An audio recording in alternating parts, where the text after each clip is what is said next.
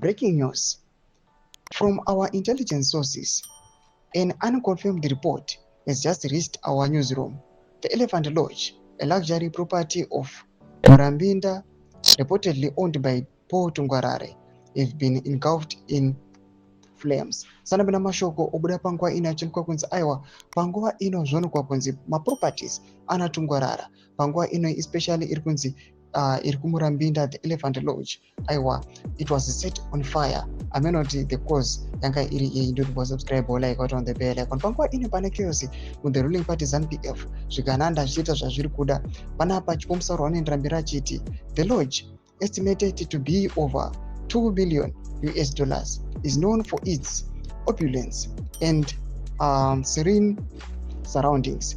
If confirmed, this would mark a devastating blow to one of the region's most prestigious hospitality landmarks.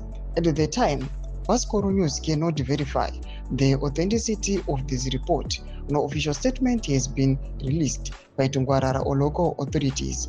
Our team is actively investigating and will provide updates as more information becomes available. Stay tuned. Thomas Kwatogwa panapa neBascoro News, our exclusive. Atogona azoya panguva ino achipostewa awana chipomusaruro achiti aiwa maproperties anatungwarara panguva ino they are now being attacked. Kuonekwa kunzi the Elephant Lodge yonekwanzi iri kumurambinda panguva ino it was set on fire.